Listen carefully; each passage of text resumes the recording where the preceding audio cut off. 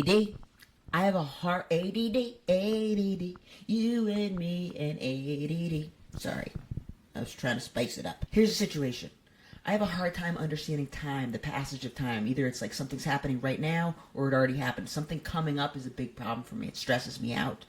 And I think it's because I know that I have to be very aware of something or I'll be late for something. All things in the past point to that I'll be late for something, so I have to be very cautious about not being late. And then it makes it so this appointment or thing takes up, it's like a giant blemish. It's like a beep, beep, beep, beep in the calendar. These appointments and times, it's like I have a very hard time looking at them in a linear order. It's like everything's happening all at once and I want to get it all done with. I know it sounds crazy, but I also know that people with ADD are probably going to understand, because a lot of people wrote in talking about different struggles they have with time and the passage of time. And I'm so curious, why is that? What is it about the brain and the brain chemistry of someone with ADHD would make it so that is a shared common experience we have? Like, I know this has a lot to do with like neural wiring and hormones and words I don't necessarily understand, mixed with things I don't necessarily understand, but how does that come down to the cumulative effect of having a struggle with conceptualizing time? And I used to think of it in a very abstract way. I used to say time doesn't exist, we tap into different moments of reality. That was kind of like a philosophy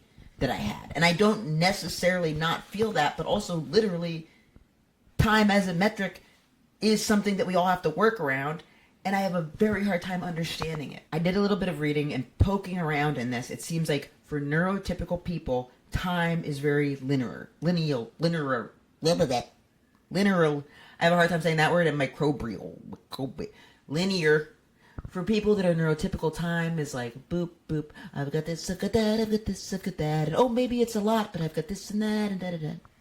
Whereas for me, it's like, there's this thing, oh no, and then there's that thing, and where's it's just a lot. It's like a funhouse mirror. For me with time, it's either like something is far away, or it's immediate, or it doesn't exist. That's how it is. In my brain, something is far away, it's right now, or it's just out of the picture. And I want to get better about that, but I feel like in order for me to get better about that, I first need to understand why that. So the technical reason is the prefrontal cortex. Now, when someone starts talking about stuff like this, I'm like, blah, blah, am I supposed to pretend like I have any idea what you're talking about? But the prefrontal cortex with ADHD people is wired differently. There's less wiring. Seems to be not such good wiring. Seems like the mechanic or the engineer that did our wiring also had ADD or something was going on. They were running late for an appointment and they didn't spend their time on it. They were hungry, they were hangry, they cut corners, whatever it is. It was the same contractor who did my mom's kitchen. They fucked up. Our prefrontal cortex isn't wired the same way as a neurotypical person, and that's where the executive function of planning, closing cabinet doors, all of these things take. Someone wrote in with an example. They said, I know brushing my teeth takes 2 minutes, but for some reason in my brain it feels like a 45-minute odyssey. Like, I'll regularly think I don't have time to brush my teeth. And I know exactly what you mean.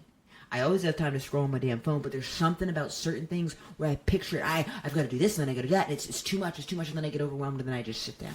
And I want to relieve us from that anxiety. I've also noticed this. For me, time is very much contingent on my interest in a certain subject or thing. Like, if I'm hyper-focused, it goes by. Like, it'll be like, I did this for 5 hours, 10 hours. Like, there's not any amount of time that would be too much for me to finish this thing I'm locked into. You can't peel me away from it. But then if I'm bored in something, 1 minute seems like the end of the world. And then I feel a lot of guilt about that, because I'm like, oh, who am I to only do things that I'm interested in? I don't want to be that person that feels so spoiled, but then it's like my brain makes it's like when I'm interested in something, I'll get so locked into it, but then if I'm not, it feels like I'm like working through sludge, like I'm working through pudding that went bad years ago. The pudding mix wasn't done right, and it got all caked over, and I'm caked in it just trying to do the fucking laundry. I should know, even right now, I'm running late for something else. It's 8:08 p.m., and I have to be on stage at 9 p.m., and it takes me about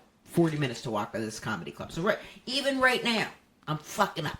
So people wrote in with different things that they do that helps with time blindness. Okay, here's something I swear by with my struggles with time. I use a visual timer, like timer clocks or apps. So you see time passing instead of relying on your brain's guesswork. Yes, I understand the concept of a watch, and I really appreciate this. So I guess it's like having a big, sometimes on stage at shows, they'll have like a giant countdown clock, and that is very, very, very helpful. Big wall clocks in every room, externalized deadlines set alarms and reminders before the actual deadline, 10, 5, and 2 minutes. That stresses me out too because it's like beep, beep, beep. But I guess this really works for some people. This was one that I really think this could be helpful. Anchor tasks in the day. One thing I do, because it's been a big problem in my relationships with my struggles with time. Someone even broke up with me around it, and I still think about that person. So what I started to do is, instead of saying I'll do something later in a vague way, I tie it to tasks, to existing events. So after I finish my coffee, I'll answer my emails.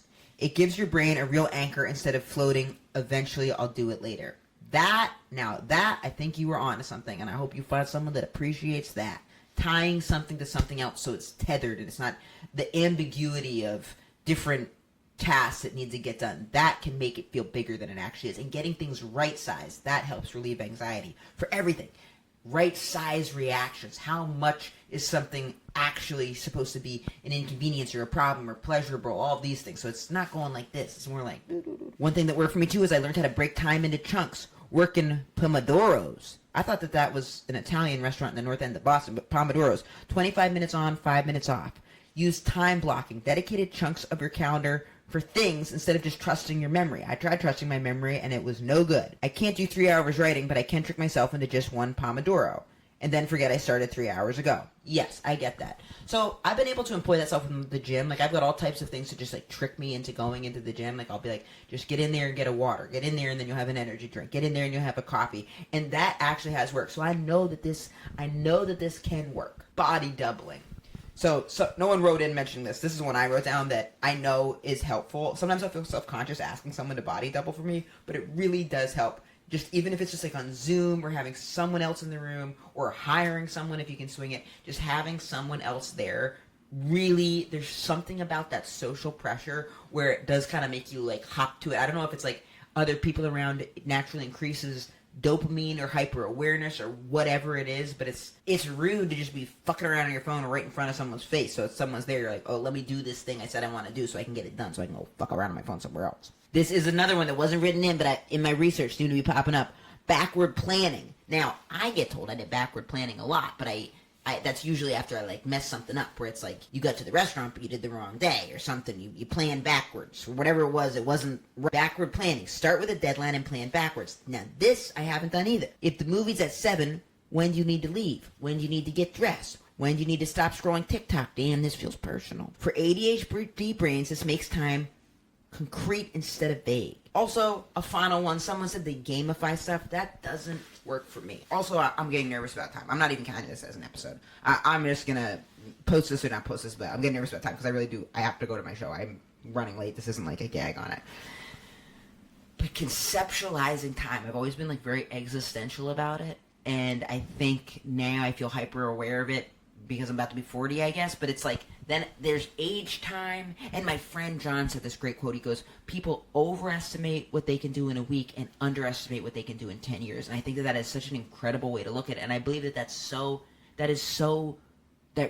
was one of those ones where I was like, I'm not one of those people that goes, but if I was, people overestimate what they can do in a week. Then you get fucking discouraged.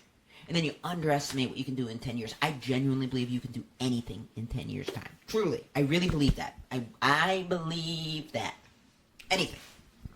It's just breaking it down into workable chunks when we're trying to navigate the rest of life coming at us. What do you do to help you understand time? How do you understand time? What are your biggest struggles with time? How has it affected your life and your relationships? This is not even counting. This is not an episode of ADHD problems. This is just me straight to you. What the fuck are we going to do? What are we going to do? I know we can do it. We're lucky enough to be breathing. We're lucky enough to have the opportunity to be better about it. Or do we just turn it over to a higher power and accept it? I don't think so. I'm going to be late. I might not post this.